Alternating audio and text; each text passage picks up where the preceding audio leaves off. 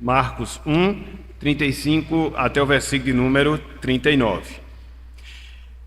Tendo-se levantado alta madrugada, saiu, foi para um lugar deserto e ali orava. Procuravam-no diligentemente Simão e os que com ele estavam. Tendo-o encontrado, lhe disseram: todos te buscam.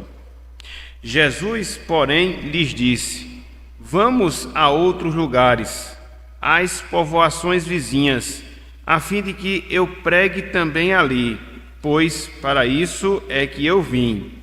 Então foi por toda a Galiléia, pregando nas sinagogas deles e expelindo os demônios. Até aqui, até o versículo 39, que o Senhor nos abençoe e que Ele aplique em nossos corações a porção lida da sua santa e bendita palavra. Amém. Meus irmãos, minhas irmãs, a título de palavra inicial, nós podemos dizer com toda certeza, nós podemos afirmar com toda convicção que a oração, perceba isso, a oração, ela foi parte integrante e indispensável não só na vida, mas também no ministério de Jesus. Eu vou repetir, a oração, ela foi parte integrante, a oração, ela foi parte indispensável, não só na vida, mas também no ministério do nosso Salvador. Nós podemos dizer com toda certeza e convicção que Jesus Cristo, ele vivenciou, que Jesus Cristo, ele mostrou o que é ter uma vida de oração, uma vida na presença de Deus, uma vida na presença do Senhor. A oração, ela esteve sempre presente na vida de Jesus Cristo, desde o seu início. A oração, ela sempre esteve presente na vida de Jesus Cristo, ao longo do seu ministério. A oração, ela esteve presente até mesmo no final da vida de Jesus Cristo, enquanto ele esteve aqui conosco.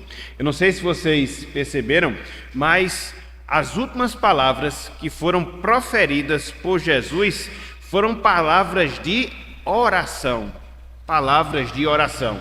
Quando ele estava lá na cruz, ele intercedeu pelas pessoas que haviam lhe colocado naquela situação, haviam feito ele sofrer e sofrer assim como ele estava sofrendo, ao ponto de chegar a morrer. E o que é que ele faz quando ele está lá no Gólgota, quando ele está lá no Calvário? Ele ora intercedendo. Ele chega para o Pai e diz: Pai, perdoa-lhes, pois não sabem o que fazem. É uma oração. E aí, nos instantes finais, nos momentos últimos, nas circunstâncias derradeiras da sua vida, ele faz também a sua última oração, que são as suas últimas palavras: Pai, em tuas mãos eu entrego o meu espírito. Então a gente pode ver de maneira inequívoca que Jesus Cristo, ele evidenciou uma vida de oração, não só na sua vida assim em si, mas também ao longo do seu ministério. Nesse texto que nós acabamos de ler, Marcos capítulo 1, versículo 35 até o versículo 39, sobretudo até o versículo de número 37, a gente observa mais uma demonstração, a gente constata mais um exemplo da prioridade, da dedicação que Cristo ele dava à oração. Repetindo, esse texto que nós acabamos de ler é um exemplo, é uma evidência, é uma confirmação da prioridade e da dedicação que Cristo dava à oração.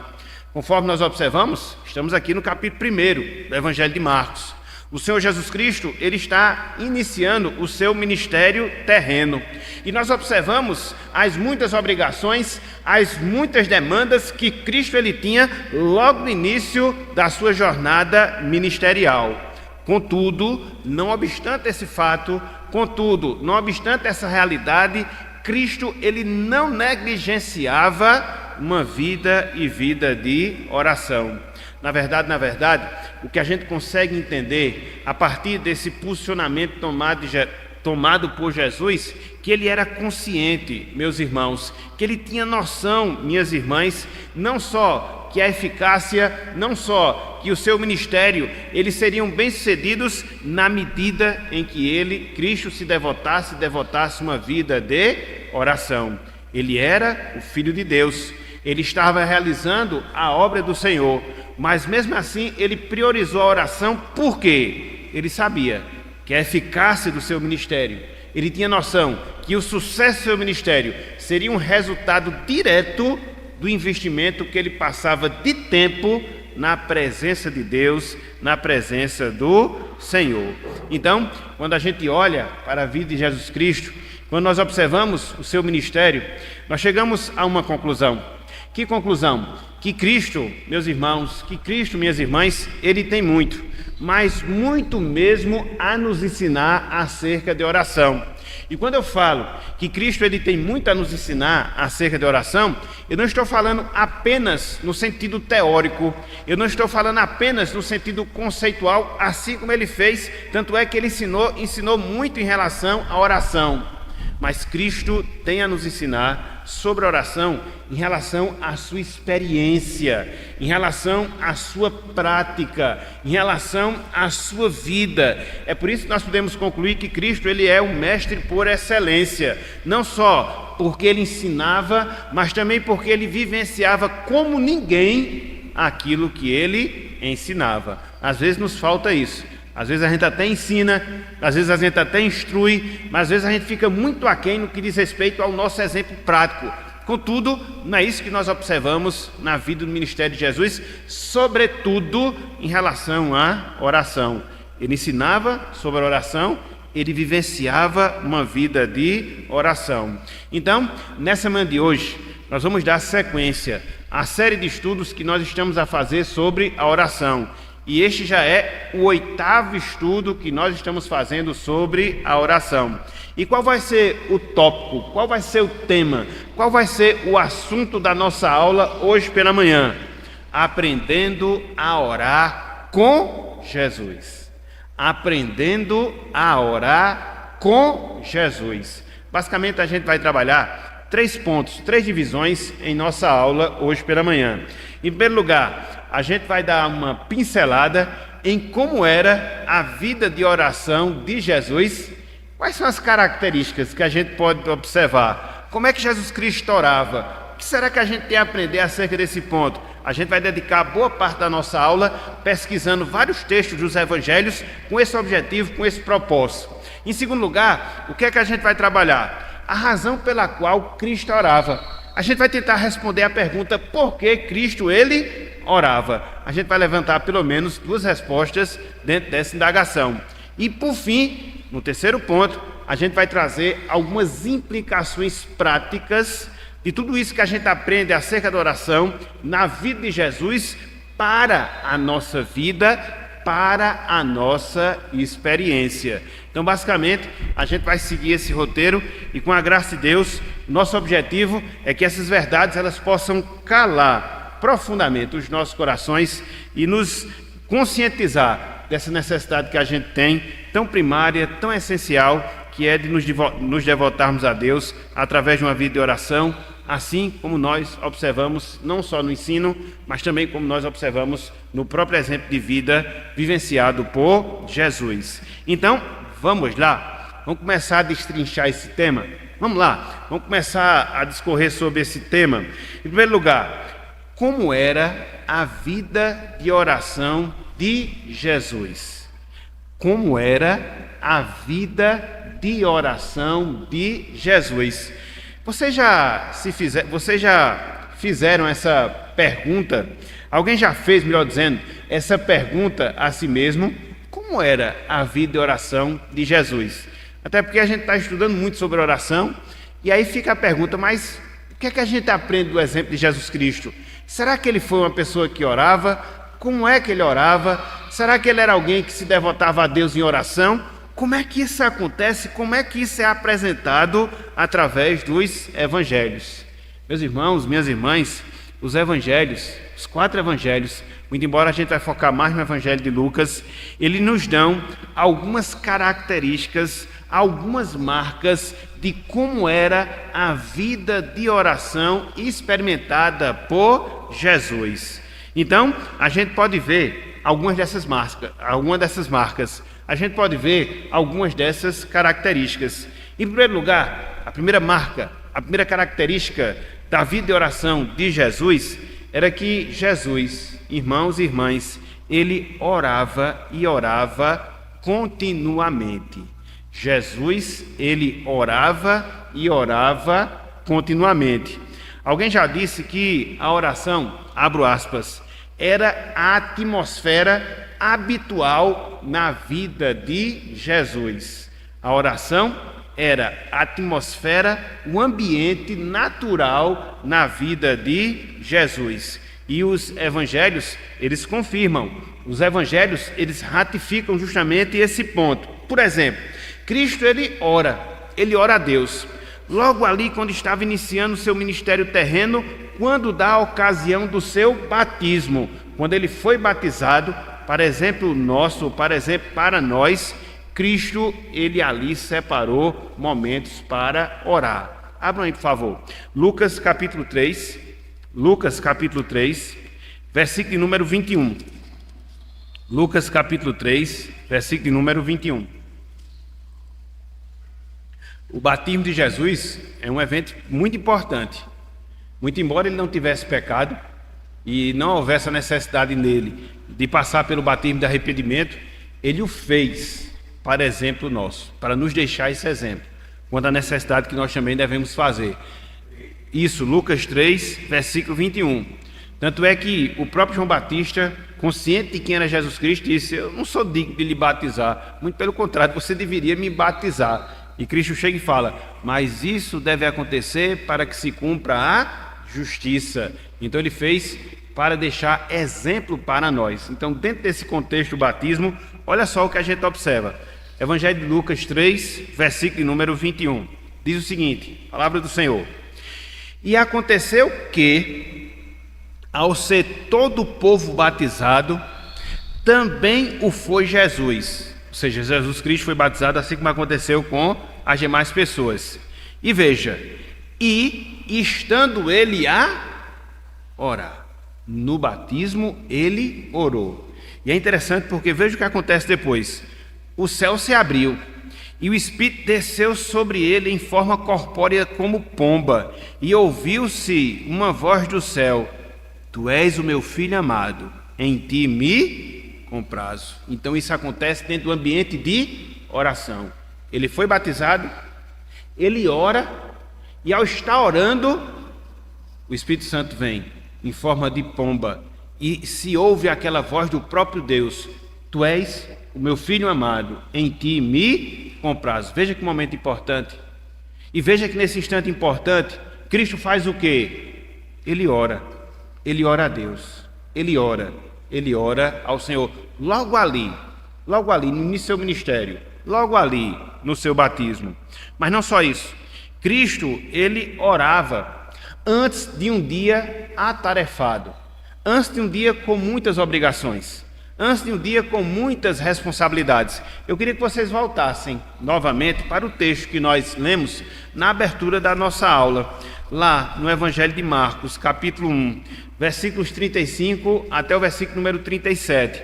Veja que Cristo, ele estava iniciando seu ministério, havia muita coisa que ele devia fazer, a agenda dele era cheia, no sentido de ensinar, no sentido de ministrar, no sentido de realizar milagres. E antes de tudo, o que é que ele fazia? Orava. Veja, Marcos 1, versículo 35 até o versículo número 37.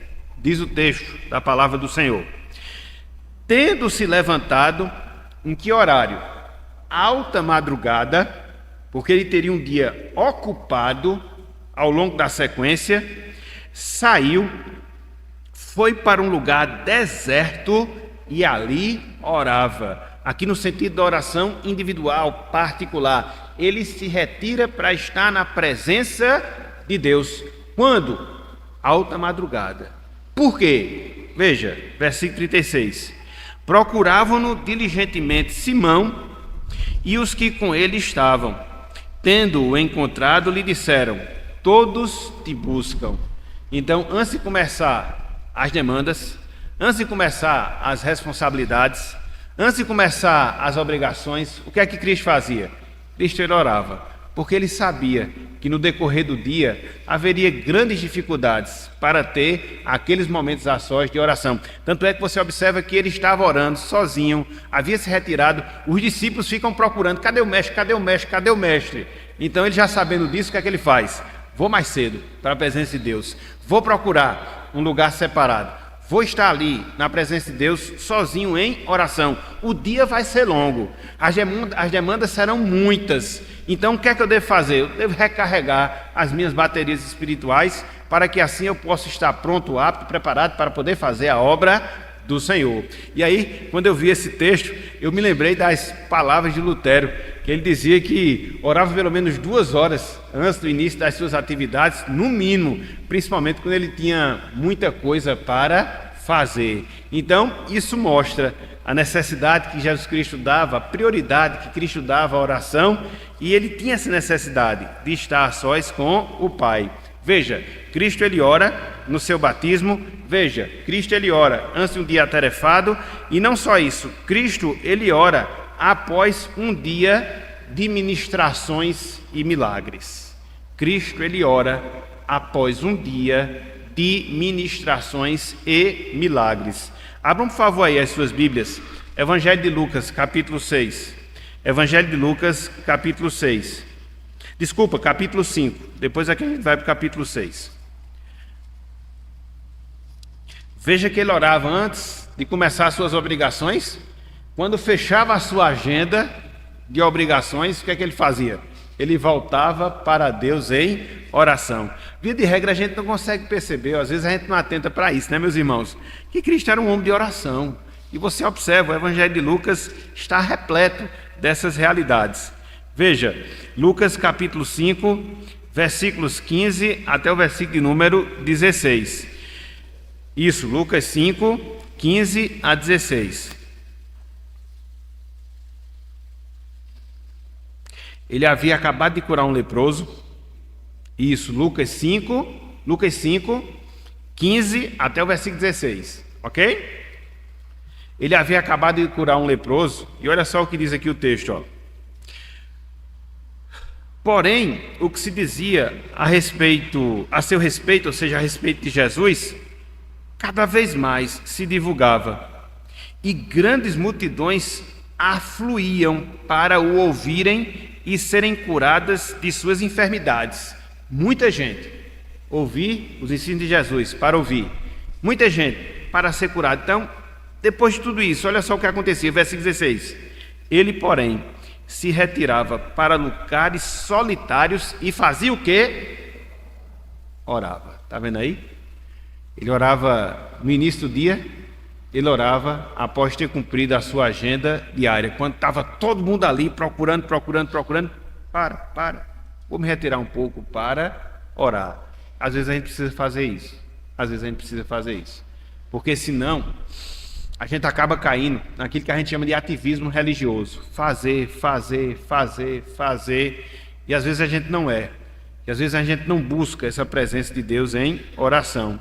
A gente observa que, no caso de Cristo, o padrão dele é diferenciado. Então veja, Cristo, ele ora no seu batismo, Cristo, ele ora antes de um dia atarefado, Cristo, ele ora após um dia de ministrações e milagres, Cristo, ele ora antes de tomar decisões importantes na sua vida. Cristo, ele orava antes de tomar decisões importantes da sua vida, como foi o caso da escolha que ele fez dos discípulos que o acompanhariam. Veja, Lucas capítulo 6. Lucas capítulo 6. Agora sim, o capítulo 6. Versículos 12 e 13. Lucas capítulo 6, versículos 12 e também o versículo número 13.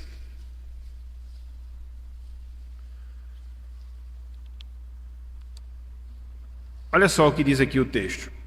Naqueles dias, retirou-se para o monte, no caso Cristo, com o objetivo de fazer o quê? A fim de orar. E passou a noite orando a Deus. E passou a noite orando a Deus. Versículo 13. E quando amanheceu, chamou a si os seus discípulos e escolheu 12 dentre eles, aos quais deu também o nome de apóstolos. Veja que, antes de escolher aquelas pessoas que seguiriam a Jesus ou que lhe seguiriam, Cristo fez o quê? Passou a noite orando em oração. Às vezes eu fico querendo saber como é um negócio desse, você passar, porque a gente ora, né? A gente consegue orar 10, 20, 30, 40, 50, 60 minutos, 1 hora, 2, mas passar uma noite sozinho na presença de Deus é muita coisa, meus irmãos. É muita coisa. Isso aqui não foi escrito aleatoriamente, não. Muito pelo contrário, tem um objetivo: mostrar quem era Jesus, essa faceta em relação à sua vida, essa questão de que ele dedicava tempo para estar na presença de Deus. Então veja, Cristo, ele orava antes de tomar decisões importantes relacionadas à sua vida. Cristo, ele orava nos últimos momentos que ele passou com os seus seguidores. E aí nós temos a oração sacerdotal, a última grande oração proferida por Jesus, lá em João capítulo 17. Não vou ler porque o texto ele é extenso. Jesus, ele orou no dia anterior à sua crucificação, quando ele estava lá no jardim do Getsêmani. E ali a gente observa, e a gente vai ver um pouco mais adiante, toda a agonia pela qual passou Jesus um dia antes de ser crucificado. Cristo, ele orou quando ele estava dando a sua vida no Calvário. Fizemos menção desses dois textos, Lucas capítulo 23, versículo 34, quando ele intercede pelas pessoas que o haviam crucificado, Lucas 23, 46, quando ele entrega o seu espírito a Deus e o faz através de uma oração. Então tudo isso aqui, meus irmãos, é apenas um resumo da dedicação de Cristo em relação à sua vida de oração. Por isso, essa primeira característica da vida de oração de Jesus. Jesus, ele orava e orava continuamente. Jesus orava continuamente. Em segundo lugar, Jesus, ele orava apaixonadamente. Em segundo lugar, Jesus, ele orava apaixonadamente. Agora eu queria que nós abríssemos nesse texto. Abra aí, por favor. Evangelho de Lucas, capítulo 22. Ele está aqui no Getsêmani. Todos nós conhecemos esse texto, mas é necessário a gente fazer essa observação, mostrando a intensidade com a qual Cristo ele buscava a presença de Deus. Por isso nós dizemos que Cristo ele orava e orava apaixonadamente. Então, a oração para Jesus não era um exercício espiritual frio, mecânico, cansativo, não, muito pelo contrário, era algo que ele fazia com ardor, era algo que ele fazia com grande desejo, com a intensa vontade de estar na presença de Deus. Veja, Lucas 22, versículo número 44, diz o texto: e, estando em agonia, orava mais intensamente. E aconteceu que o seu suor se tornou como gotas de sangue caindo sobre a terra. Aqui existe a discussão, né, se o suor dele se transformou em sangue mesmo, ou se é apenas uma comparação pela expressão como. O que fica aqui, de fato, o que fica aqui de verdade, é que Jesus Cristo, diante desse quadro, ele estava se aproximando de ser preso, de sofrer, de ser crucificado, de ser morto. Ele sabia por toda a via crucis pela qual passaria. E como é que ele responde às angústias da sua alma pela consciência que ele tinha de ter de vivenciar todas essas coisas? O que é que ele fazia? Orava, orava, orava. Era assim que ele, vamos dizer assim, procurava acalmar o seu coração. E ele fazia isso com intensidade, com paixão, compaixão. Segunda característica da vida de oração de Jesus. Ele orava continuamente, ele orava apaixonadamente. Em terceiro lugar, Cristo, ele orava insistentemente. E a gente já viu isso através dos versos anteriores. Ele orava no início de um dia cheio de compromissos. Ele orava no final do cumprimento dessas obrigações, das suas atribuições da realização do seu ministério. Ele acordava de madrugada para fazer isso, ele passava uma noite todinha orando. Então, Cristo, ele insistia numa vida de oração. Era um compromisso que ele tinha, era uma responsabilidade, era uma obrigação deleitosa. Era assim que ele vivenciava e experimentava a sua vida de oração. Então Cristo, ele orava continuamente, Cristo, ele orava apaixonadamente, Cristo, ele orava insistentemente, Cristo, ele orava demoradamente. E a gente acabou de ver aqui no exemplo de Lucas capítulo 6, versículo 2, versículo 12. Ele passou toda uma noite em oração. Ele passou toda uma noite em oração, na presença de Deus, na presença do Pai. Então, o que é que a gente observa? Alguns relances da vida de oração de Jesus. E o que é que a gente compreende? Essas características que marcavam a sua vida de oração. Uma vida de oração que era contínua, uma vida de oração que era apaixonada, uma vida de oração que era insistente, uma vida de oração que era demorada na presença de Deus. Então, esse é o padrão, esse é o modelo que Cristo, ele deixou para nós. Um padrão que deve ser considerado, um padrão que deve ser avaliado e que deve ser confrontado ao padrão que a gente desenvolve em nossa vida. Qual é o nosso padrão de oração, meus irmãos? Qual é o seu padrão de oração, meu irmão, minha irmã? Será que a gente tem a oração como algo contínuo em nossas vidas, assim como tinha Jesus Cristo? Será que a gente encara a oração de maneira apaixonada e não de maneira formal, mecânica e religiosa? Será que a nossa oração, ela é uma oração insistente? A nossa vida de oração é uma vida de oração insistente. A gente está ali sempre batendo a porta do nosso mestre. Será que a gente se demora em alguns momentos na presença de Deus, na presença do Senhor? Ou nós fazemos aquelas orações sempre rápidas? É claro que há momentos na nossa vida que as nossas orações elas devem ser rápidas, a depender da circunstância, a depender do momento. Mas há momentos também que nós precisamos nos demorar na presença de Deus, separar aquele instante para nós derramarmos a nossa alma na presença do Senhor. Então pegue esse exemplo da vida de Jesus, observe esse padrão que Cristo deixou em relação à sua vida de oração e tenha para você como um padrão que você deve seguir. É fácil? Não. São exercícios que a gente tem que desenvolver ao longo da nossa vida cristã. Surgirão várias coisas que irão nos atrapalhar? Com toda certeza, mas deve ser o nosso alvo, o nosso objetivo, a nossa meta espiritual, para que assim a gente possa andar como Cristo andou na sua vida e vida de oração. Fica esse desafio para cada um de nós. Então, em primeiro lugar, o que foi que nós prometemos aos irmãos dentro do planejamento da nossa aula? De ver como era a vida de oração de Jesus. Nós já vimos. Mas aí surge uma pergunta, que é o segundo ponto da nossa aula: por que Jesus orava? Por que ele tinha essa vida de oração que era contínua? Por que ele tinha uma vida de oração que era apaixonada? Por que ele tinha uma vida de oração que era intensa? Por que ele tinha uma vida de oração que era demorada? Por quê? Quais eram os motivos? Quais eram as razões? O que é que a gente pode entender e responder em relação a essa pergunta? Por quê? Por quê? Meus irmãos, minhas irmãs, com palavra inicial, o que a gente pode dizer é o seguinte: se já existiu alguém que andou por este planeta que não precisava orar, esse alguém era Jesus. Se passou alguém aqui por esse planeta que não precisava orar, esse alguém era Jesus. Porém, se existiu alguém cuja vida de oração foi tão marcada, essa pessoa foi Jesus. Marcada mesmo, conforme a gente viu no ponto anterior. E por que isso acontecia? E por que Cristo tinha essa vida de oração? A gente pode ter pelo menos duas respostas. A gente pode encontrar pelo menos duas razões. A primeira delas, Jesus Cristo orava porque ele queria orar. Jesus Cristo, ele orava porque ele queria orar.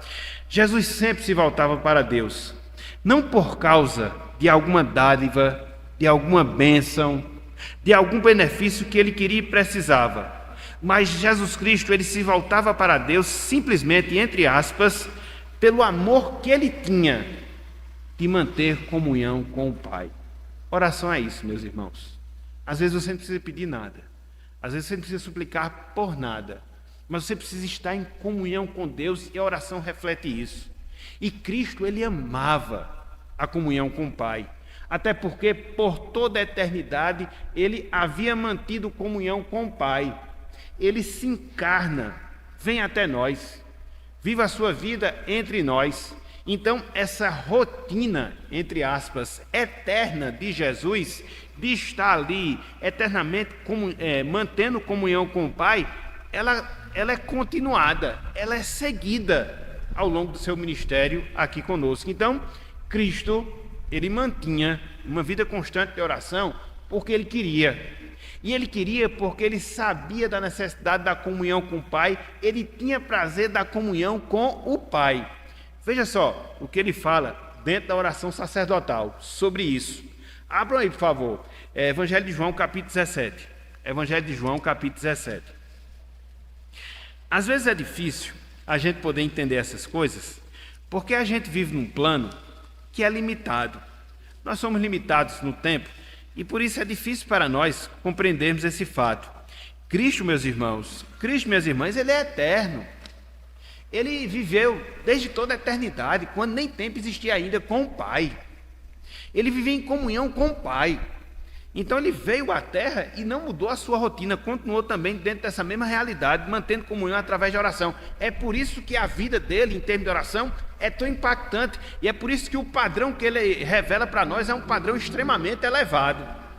Por quê? Já fazia parte da sua vida eterna, ou seja, da sua relação com Deus. Olha só, João 17, versículo 24. Olha só o que ele ora a Deus. Parte da oração ele fala essas palavras que são bem interessantes. Ele diz o seguinte, verso 24. Pai, a minha vontade é que onde eu estou, estejam também comigo os que me deste, para que vejam a minha glória que me conferiste. Veja, porque me amaste antes da fundação do mundo. O amor aqui no sentido de comunhão. O amor aqui no sentido de interação. Então, antes que a gente viesse a existir, que esse mundo viesse a existir, Cristo, ele experimentava do amor do Pai em toda a eternidade. Um amor de comunhão, um amor de interação. Então, quando Cristo vem e se encarna, ele prossegue fazendo aqui na terra o que ele já fazia na eternidade. Era por isso que para ele, passar uma noite orando era a coisa mais fácil do mundo, porque ele passava a eternidade na presença do Pai, na comunhão com o Senhor. É por isso que ele orava logo pela manhã das suas obrigações, orava no final do dia, depois de ter cumprido todas as suas obrigações. É por isso que a oração é algo tão marcante na vida de Jesus, porque era um hábito que ele tinha, pois desde toda a eternidade ele já vivenciava esse fato. Então ele fez aqui o que já fazia por todo sempre. Ele fez aqui o que sempre fez em toda a eternidade, mantinha comunhão com Deus. Então, em primeiro lugar, por que Cristo orava? Porque ele, Cristo, queria orar. Em segundo lugar, por que Cristo orava? Porque Cristo, ele precisava orar. Cristo, ele precisava orar. Em que sentido? Observe. Jesus, ele precisava orar por causa da sua humanidade. Veja que Cristo, ele possuía duas naturezas, duas essências. Ele possuía a natureza divina. Nesse sentido, ele não precisava orar porque ele já era o próprio Deus, mas, por outro lado, ele também possui a sua natureza humana, a sua natureza terrena, e dentro desse aspecto, havia necessidade dele estar buscando continuamente a presença de Deus. Então, era esse o detalhe que nós queríamos aqui chamar a atenção. Então, como ser humano que ele era, Jesus Cristo, ele estava ciente da sua dependência ao Pai Celestial. Como ser humano que era, Jesus Cristo ele estava ciente da sua dependência ao Pai Celestial. Abram, por favor, aí. Hebreus, capítulo 5. Hebreus, capítulo 5, versículo 7. Hebreus, capítulo 5, versículo 7. Só por causa disso, por causa da sua humanidade. Hebreus, capítulo 5, versículo 7. O só entre aspas, né?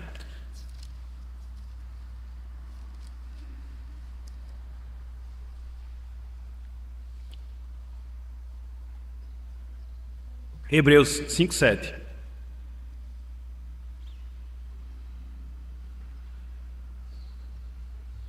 Olhem só o que diz aqui a palavra do Senhor. Veja, ele, quem? Jesus, quando? Nos dias da sua carne, fez o quê? Tendo oferecido com forte clamor e lágrimas, o quê? Orações e súplicas a quem o podia livrar da morte, e tendo sido ouvido por causa da sua piedade. Então Cristo, nos tempos da sua carne, no tempo em que ele passou entre nós, quando ele assumia a natureza humana, ele orava, tanto é que ele se derramava perante Deus. O texto diz aqui, em orações e súplicas. Havia essa necessidade que Cristo tinha, por causa da sua natureza humana, de quê? De orar e orar a Deus. Mas aí permanece a pergunta, mas aí permanece a indagação, mas por que será? Pelo menos por dois motivos, pelo menos por duas razões.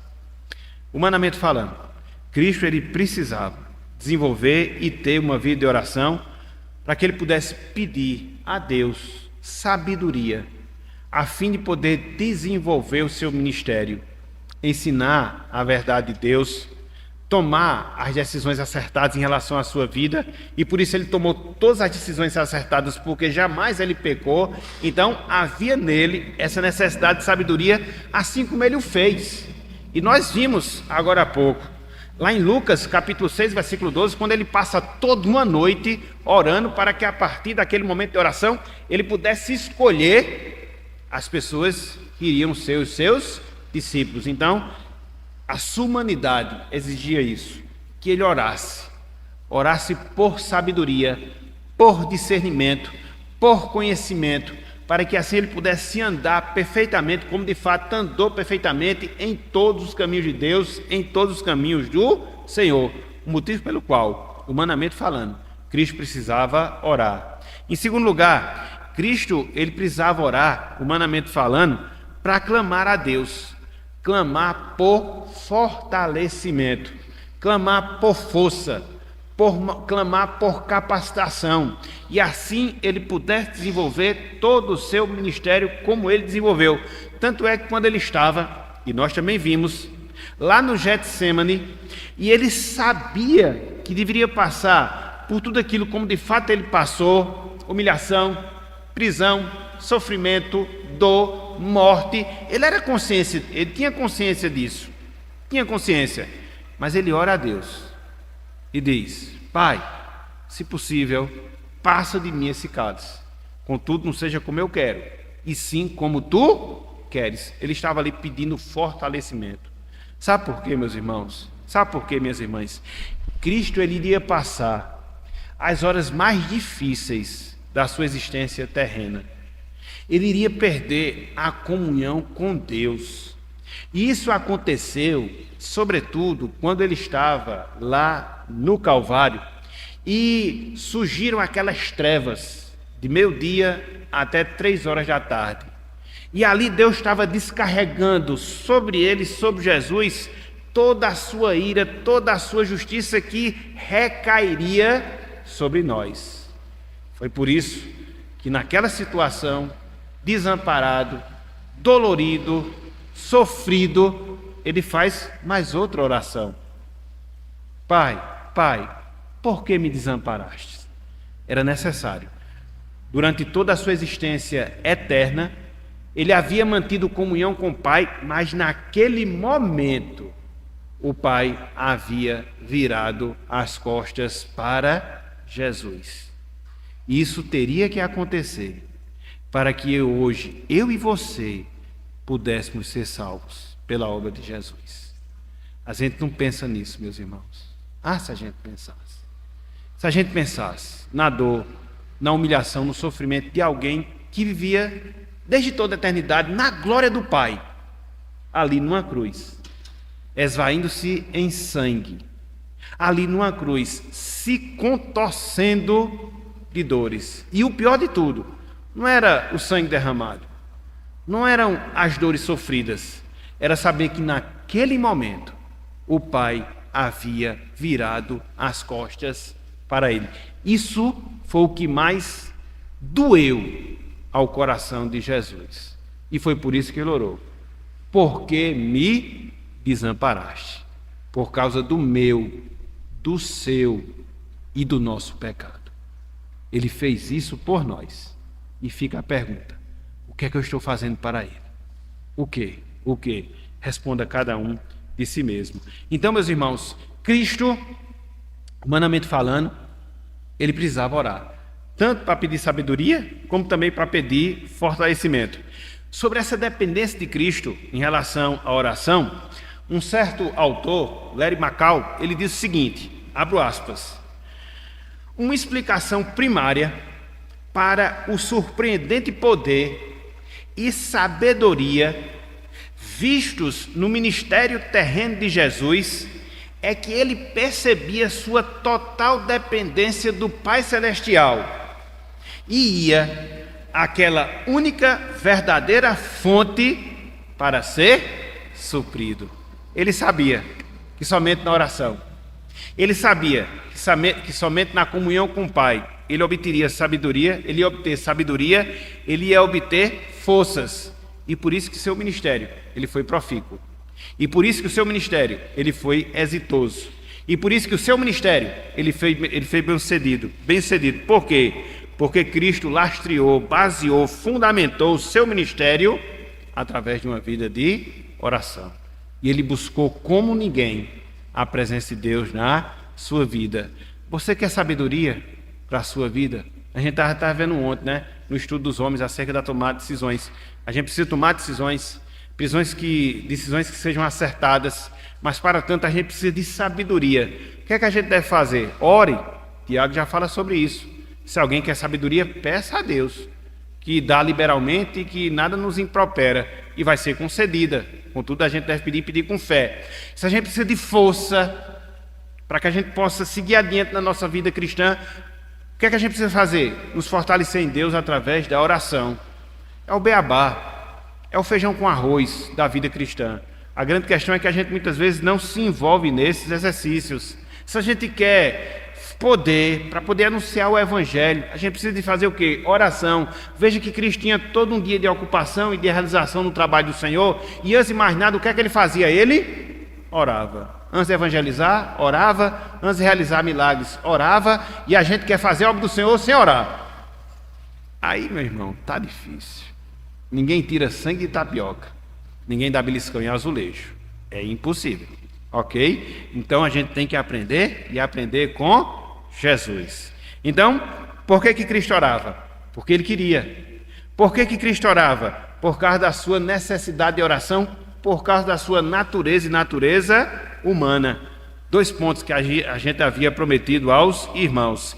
E por fim, para fechar a nossa aula, hoje pela manhã, e a nossa vida de oração? E a nossa vida de oração? A gente já viu, né? O modelo padrão de oração que Cristo demonstrou. Beleza, no primeiro momento. A gente acabou de ver pelo menos 2 razões, 2 motivos pelos quais Cristo, ele orou. Beleza. E agora, meus irmãos? E agora, minhas irmãs? O que é que a gente faz com tudo isso? O que é que a gente faz com todas essas informações que nós ouvimos hoje pela manhã? O que é que a gente deve fazer? A gente deve seguir. Essa é a aplicação prática e direta. A gente deve seguir no caminho de uma vida de oração perseverante, assim como Cristo, ele seguiu. E vários textos da palavra de Deus nos dão justamente essa indicação. Se você for ler Romanos 12:12, você vai ver que a gente deve perseverar na oração. Se você for olhar Efésios 6:18, você vai ver que a gente deve orar em todo o tempo. Se você for ler Colossenses capítulo 4, versículo 2, da mesma forma. Se você for ler 1 Tessalonicenses capítulo 5, versículo 17, nos é dito que a gente deve orar sem cessar. Isso não é nada extraordinário, porque foi isso que Cristo fez enquanto esteve entre nós, e ele era homem, ser humano, assim como nós o somos. Então, quando a Bíblia ela vem até nós, no sentido imperativo. E o que é esse sentido imperativo? No sentido de nos dar ordem, no caso específico, de nos dar ordem para que a gente possa ter uma vida e vida de oração. Ela o faz porque a gente já tem um padrão. E quem é um padrão? É Jesus Cristo. Na verdade, essa é outra coisa bem peculiar que a gente vê no ministério de Jesus.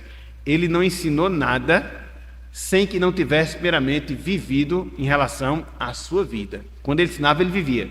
Quando ele ensinava, ele vivia. Quando ele ensinava, ele vivia. Então, a Bíblia vem até nós, nos exorta a termos uma vida de oração, porque o nosso mestre, o nosso Salvador, ele seguiu por esse mesmo caminho. Ele seguiu por esse mesmo padrão. Mas aí nós temos dois grandes problemas. Na verdade, nós temos esse problema de não dedicarmos a nossa vida, uma vida de oração intensa como nós deveríamos dedicar. E fica a pergunta, por que será que a gente está sempre aquém? Por que será que a gente não vive uma vida de oração conforme o ensino da palavra? Por que será que a gente falha tanto no que diz respeito a esse exercício espiritual? Por quê? Porque nós somos tão negligentes na nossa vida de oração. E eu falo aqui no sentido geral, e eu me incluo, eu sou o primeiro da fila. Por quê? Por duas razões. A primeira delas, porque a gente não tem desejo, meus irmãos, de estar na presença de Deus. A gente não tem consciência de que oração é estar na presença de Deus. E na presença de Deus, a fonte, há delícias de alegria, e uma alegria perpétua, uma alegria contínua. Enquanto nós não aprendermos isso, que orar é estar na presença de Deus, a gente vai ser sempre negligente na nossa vida de oração. E Cristo, ele vem em nosso auxílio e mostra justamente o contrário. Por quê? Porque Cristo, ele vivenciou essa vida de oração porque ele se comprazia, se deleitava, se agradava em estar na presença de Deus. Porque foi essa a sua realidade eterna. Então, muitas vezes, a gente negligencia uma vida de oração por causa disso. Porque às vezes a gente não tem o desejo de simplesmente, entre aspas, estar na presença de Deus. Quando você ora, o céu se abre. Quando você ora, você adentra a sala do trono. E é um privilégio. Vocês estão lembrados que quando Cristo ele dá a sua vida na cruz do Calvário, há um evento específico no templo do Senhor, sobretudo no tabernáculo, onde Deus, no templo em que Deus ele era adorado. O véu do santuário faz o quê? Sabe por que aquilo ali, meus irmãos? Porque através da morte de Jesus Cristo, ele abriu o nosso caminho para os santos dos santos. Para lá. Interessante, né? Porque o véu, ele se rasga de alto a baixo e não de baixo para cima. Por quê? Quem rasgou foi Deus. De alto a baixo. O próprio Deus rasgou o véu para que agora eu e você pudéssemos estar na presença de Deus. No Antigo Testamento, sabe quem podia estar lá na presença de Deus? O sumo sacerdote. Não era todo mundo não, porque tinha que ser da tribo de Levi. Então já excluía 11 tribos. 11 tribos. E dos turnos da tribo de Levi, nem todos iam ser sumo sacerdote. Alguns não seriam nunca. Entendeu? E ele só fazia isso, sabe quantas vezes? Uma vez por ano. E tinha uma preparação de dias, porque ele tinha que se purificar de seus próprios pecados para poder comparecer na presença de Deus. Porque se ele comparecesse na presença de Deus de maneira indevida, sabe o que acontecia? Quando ele chegasse lá no Santo dos Santos, sabe o que acontecia? Ele era fulminado. É por isso que diz algumas lendas, vamos assim dizer, que o sumo sacerdote ele entrava com uma cordinha. Porque quando ele era fulminado lá, era só puxar, porque quem entrasse morria também, entendeu? Dada a sublimidade da santidade. Meus irmãos, Cristo fez isso por nós. Ele abriu os santos dos santos. Nós não somos levitas, nós não somos sumos sacerdotes, a gente não comparece à presença de Deus uma vez por ano, é sempre. Olha só que privilégio, que privilégio, que privilégio. Então, entenda isso. Primeiramente, você tem que encarar a oração como está na presença de Deus. E quando você o faz, você deixa de ser um pouco mais negligente na sua vida e vida de oração. Um outro problema que explica a nossa negligência, para nós não termos uma vida de oração que seja pautada dentro do padrão que foi demonstrado por Jesus Cristo. Nosso orgulho. Na verdade, meus irmãos, quando a gente não ora, a gente está revelando a nossa autossuficiência de poder levar adiante a nossa vida. Para que orar, se eu posso ser? Eu me basto. Então, quando você se indispõe a orar, você está falando, através das suas ações, que você não precisa orar. E ao dizer que você não precisa orar, você também está falando que você é autocapaz de viver a sua vida cristã. Enquanto o nosso orgulho não for quebrado, enquanto nós não formos quebrantados, a gente não vai ter uma vida de oração que seja eficientemente produtiva. Não vai. Então, eu vejo que a nossa negligência se dá pelo menos por esses dois problemas. A gente não entende que orar significa estar na presença de Deus, e a gente é orgulhoso, porque a gente não dedica tempo para estar diante do Pai. Resolvamos esses dois problemas, que a oração ela vai ser uma coisa contínua, uma coisa apaixonada, uma coisa intensa, algo demorado na nossa vida, assim como foi com Jesus. Ok? Fechando. Já dei muito carão nos irmãos hoje pela manhã. Então, Cristo, ele é mestre por excelência. Não só pelo conhecimento que ele detinha, um conhecimento infinito, não só pela forma habilidosa, perfeita, através da qual ele nos ensinava como ele o fez. Tanto é que ele usava vários recursos para poder ensinar as pessoas. Mas Cristo, ele é mestre por excelência porque ele vivenciava aquilo que ele ensinava. Na verdade, a melhor maneira de você absorver o ensino, a melhor forma de você ensinar algo é quando você, primeiramente, você vive, quando você experimenta, quando você vivencia aquelas coisas. Senão, você vai ter sempre uma grande dificuldade de ensinar sobre algo, uma grande dificuldade mesmo. Então, não houve um só ensinamento que fora proferido por Jesus sem que não tivesse sido visto na sua vida, no sentido prático, no sentido verdadeiro. E conforme nós observamos, isso se aplicou também na sua vida de oração. E o que é que fica em termos de aplicação final? O que é que fica em termos de lição final? Irmãos, irmãs, vamos colocar isso diante de Deus. A gente está chegando ao final de mais um ano. A gente está iniciando um outro ano, só falta um mês. Já chega. Quando menos esperar, a gente já está aí em 2024. Vamos assumir um compromisso, não esperando para o ano que vem, porque talvez a gente não chegue lá, né? Mas já a partir desse ano, para a gente embalar para o ano que vem, aceitar o desafio de seguir o exemplo de vida de oração que Jesus Cristo demonstrou enquanto ele esteve entre nós. Seja oração no sentido individual, seja oração no sentido coletivo. Vamos fazer. Eu não sei da vida de ninguém. Eu não sei, eu não sou Deus. Mas cada um sabe da vida de si. Cada um sabe da sua própria vida, melhor dizendo. Então se autoavalie. Será que você está dedicando o tempo que poderia dedicar a uma vida mais intensa de oração, abrindo mão de tempo, de determinadas coisas que estão sendo investidas em outras coisas, mas que podiam ser realocadas para a oração?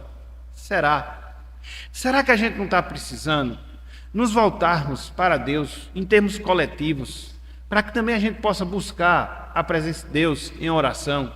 E eu me refiro às nossas reuniões de oração, que não é nenhuma novidade, infelizmente não só é um problema da nossa igreja, é um problema de todas as igrejas. Todas as igrejas. Isso aí não é um problema só nosso, a gente tem que ser consciente disso.